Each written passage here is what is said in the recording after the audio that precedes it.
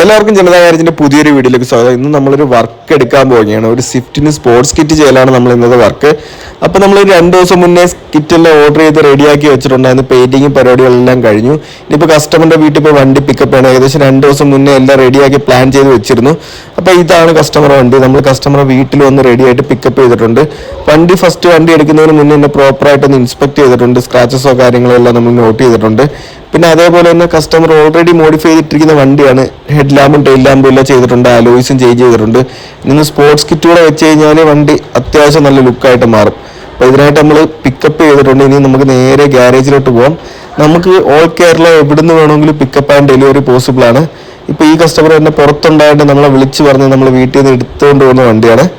അപ്പോൾ അത്യാവശ്യം നല്ല രീതിയിൽ തന്നെ മോഡിഫൈ ചെയ്തിട്ടേക്കുന്ന വണ്ടിയാണ്. പക്ഷേ ഈ ഒരു കളറിന് നമ്മളെ മിഡ് നൈറ്റ് ബ്ലൂ ആണ് ഈ കളർ വരുന്നത്.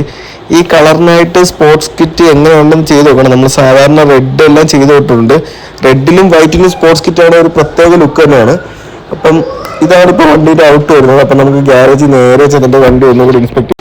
അപ്പോൾ വണ്ടി ഗ്യാരേജിൽ എത്തിയിട്ടുണ്ട്. നമ്മുടെ ഫസ്റ്റ് വർക്ക് എന്ന് പറഞ്ഞാൽ അതിൻ്റെ ബമ്പർ റിമൂവ് ആക്കണം. ബമ്പർ റിമൂവ് ആക്കി സ്പോർട്സ് കിറ്റ് എല്ലാം അസംബിൾ ചെയ്തതിനു ശേഷം അത് ഇൻസ്റ്റാൾ ചെയ്യണം. ഇതിൻ്റെ ഓൾറെഡി ഈ ടോ ഹുക്ക് നോക്കുകയാണെങ്കിൽ ടോ ഹുക്ക് നമ്മൾ 2 ദിവസം മുന്നേ റിമൂവ് ചെയ്തെടുത്തായിരുന്നു വണ്ടി കിറ്റ് ഓർഡർ ചെയ്തപ്പോൾ തന്നെ. അതിനനുസരിച്ചാണ് നമ്മൾ പെയിന്റ് ചെയ്തിരിക്കുന്നത്. മിഡ് നൈറ്റ് ബ്ലൂ എന്ന് പറയുന്ന കറക്റ്റ് കളർ കോഡാണ് ഇതിനകത്ത് വരുന്നത്. അപ്പോൾ നമുക്ക് പെയിന്റിങ്ങിനൊന്നും വലിയ ബുദ്ധിമുട്ടില്ല. കറക്റ്റ് കളർ കോഡ് കിട്ടുന്നുണ്ട്. പിന്നെ ഇതിൻ്റെ ഏതെങ്കിലും ഒരു സാമ്പിൾ പീസ് എടുത്ത് ഒന്ന് ടിൻറ്റും കൂടെ വെച്ച് ഫിനിഷ് ചെയ്ത് കഴിഞ്ഞാൽ പെയിന്റിങ് പൂർത്തിയായിട്ടുണ്ട്. പെയിന്റിങ് ഫുള്ള് നമ്മൾ പെയിന്റ് ബൂത്തിലാണ് ചെയ്യുന്നത്. അതേപോലെ തന്നെ 1 വർഷം ഫുൾ വാറണ്ടി പെയിന്റിങ്ങിനായിട്ടുണ്ട്. അപ്പോൾ പെയിന്റിങ്ങിന്റെ ക്വാളിറ്റി എല്ലാം പക്കയായിരിക്കും. അപ്പോൾ നമ്മൾ ഫസ്റ്റ് വർക്ക് എന്ന് പറയുന്നത് ഇതിന്റെ ഫ്രണ്ട് ബമ്പർ റിമൂവ് ചെയ്യണം. പിന്നെ ഇതിനോടൊപ്പം തന്നെ ഇതിനൊരു പ്രൊജക്ടർ ഫോഗ് ലാമ്പും കൂടെ ആഡ് ചെയ്യാനായിട്ട് കസ്റ്റമർ പറഞ്ഞിട്ടുണ്ട്. അതൊരു ഡ്രൈ കളർ വരുന്ന ഡിമ്മും ബ്രൈറ്റും എല്ലാം കൂടെ ഒരുമിച്ച് വരുന്നതാണ്. അപ്പോൾ ഇതിന് ഫ്രണ്ട് ബമ്പർ ചേഞ്ച് ചെയ്യണം, സൈഡ് സ്കേർട്ട് ചേഞ്ച് ചെയ്യണം, പിന്നെ അതേപോലെ റിയർ ബമ്പർ ചേഞ്ച് ചെയ്യണം. ഇത്രയും കാര്യങ്ങൾ ചേഞ്ച് ചെയ്യുന്നതാണ് ഈ സ്പോർട്സ് കിറ്റ് എന്നുകൊണ്ട് ഉദ്ദേശിക്കുന്നത്. പിന്നെ ഇതിന്റെ ഫോഗ് ലാമ്പിന്റെ വയറിംഗ് എല്ലാം നമുക്ക് നോക്കാനുണ്ട്. ഓൾറെഡി കുറച്ച് വയറിങ്ങിന്റെ പ്രശ്നങ്ങൾ ഉണ്ടായിരുന്നു. അപ്പോൾ അതെല്ലാം നമുക്കൊന്ന് ക്ലിയർ ചെയ്യണം. അപ്പോൾ ഇതാണ് നമ്മൾ പെയിന്റ് ചെയ്ത് വെച്ചേക്കുന്ന ബമ്പർ പീസ്.